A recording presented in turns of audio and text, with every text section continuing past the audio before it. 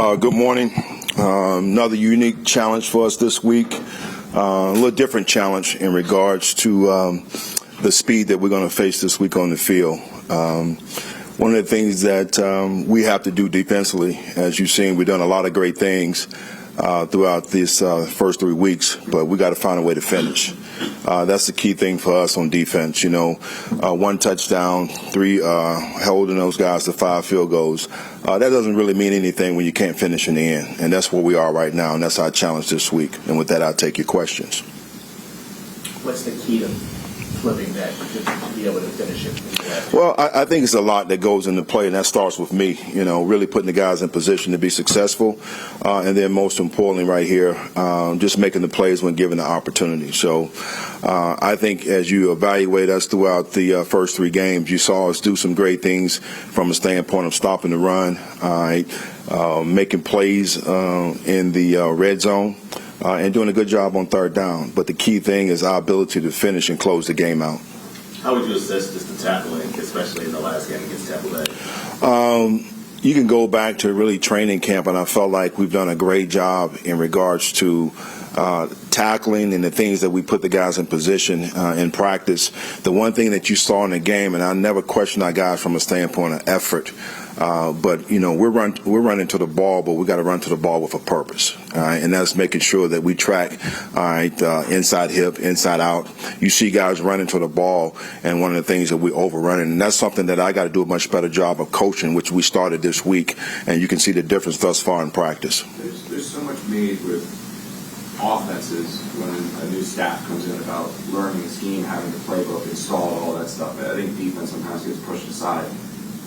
A lot of the guys that you're working with, they ran one scheme with the last regime for 4 years, basically. And now you guys come in, and I imagine you want to do something different. So how much of an acclimation period is there for these guys to figure out what you want to do compared to what they were doing? I think it's just you can never put a timetable on that. I think you have seen the progression and the growth throughout OTAs, the training camp, and then even where we are right now from a standpoint of some of the things that we've done well. Again, I put it back on me and really just trying to put the guys in position to be successful. There's been a combination of things from rather man zone, zone man, and you're really trying to find out exactly, as you just mentioned, the right mix. I assume you heard about Baker Mayfield's reference to you after the game last week, and extra motivation facing you. Do you have any reaction to that? A lot of respect for Baker. Tremendous football player, and he's doing a hell of a job with those guys down there. So nothing really to say beyond that. I don't know how long you've been doing this, but I'm sure you're quite educated on it. I don't really think an interim coach has that much authority over personnel. If that's the case, I would have never gotten rid of our best player, Christian McCaffrey.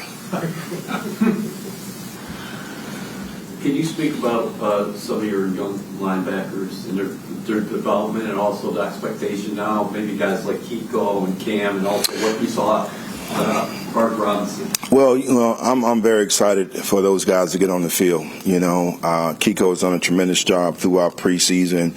I think Cam is going to do a great job for us as well. You can see some of the things he's been doing on special teams. Mark Robb is a guy that Coach Aaron Carey had in Pittsburgh. He coached him before, so there's a relationship there. I'm excited to see what he can do as well, getting him into the fold. So I'm not looking for us to miss a beat at all in regards to that. What do you like about Jarvis Bradley? Oh, physical. He's tough. Again, a relationship that he had with our DB coach, Chris Harris. Chris speaks very highly of him from a personal standpoint, and what I've seen thus far on tape, evaluating him, he fits right into our DNA, and I'm excited to be able to have him into the fold and get him going as well. I know it wasn't a large body of work, but what did you see just from A.Z. Thomas last week when y'all had to come in for Saul? Really, AZ to me has been that guy that we've all been impressed with. I just love his length, his physicality at the line of scrimmage, his long ball speed down the field, and as you saw on Sunday, it's not too big for him, you know. And I'm excited about continuing to get him into the fold and get him reps and get him going. On the just going to one play last week when they hit the screen to Shepard on the last on their last drive, you had like a cover zero blitz there. Is that the right call? I mean, would you second guess that call at all, or did you just have the right call on? No, I wouldn't second guess that. One thing that we were trying to do, what I was trying to do at that situation, is get them out of field goal range and try to make it a longer field goal. So that was the thing that we were doing there. So no, I do not second guess the call. The speed that you guys are going to see this week, I mean, how do you, without going specifically to the game, I mean, how do you defend that? How do you prepare to see that? Because they run probably better than a lot of teams.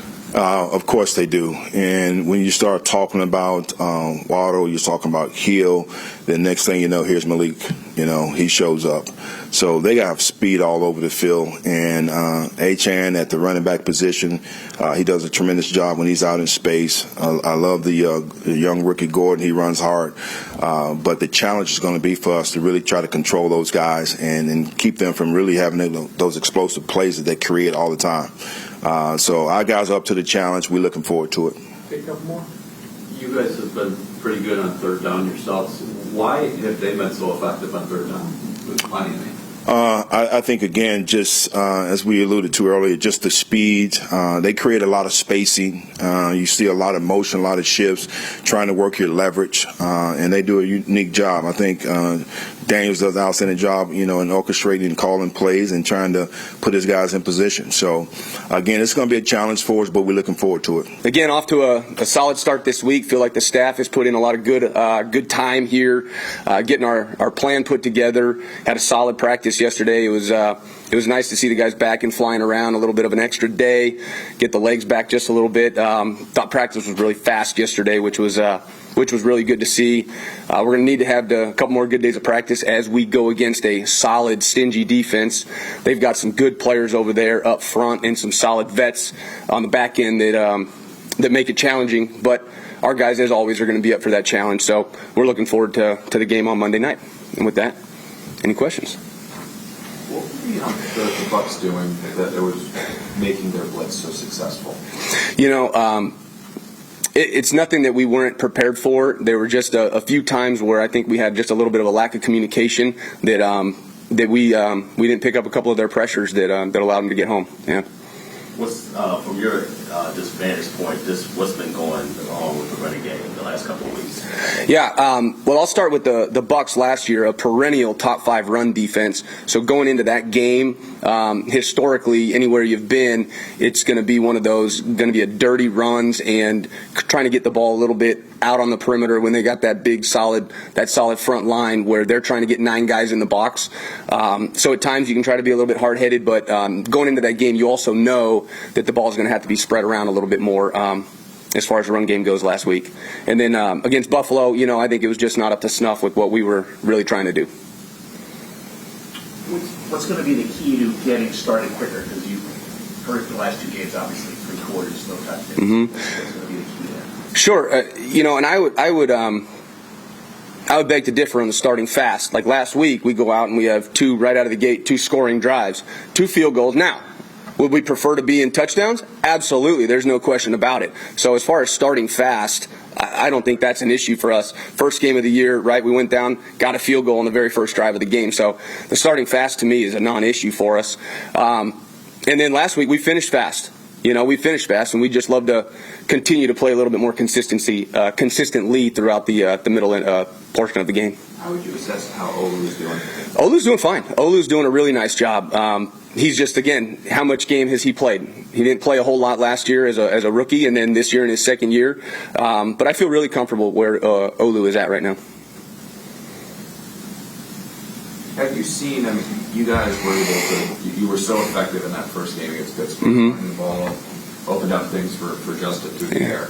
Have you seen, since the first real bunch of tape on what you want to do has gotten out there, that the Bills and then also the Bucs have kind of changed what they're looking to do against you, and now you have to adapt from that?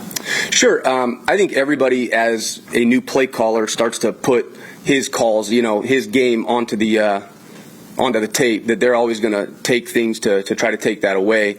But I would say nothing that we have seen from the Bills or Tampa was anything that we didn't see on tape.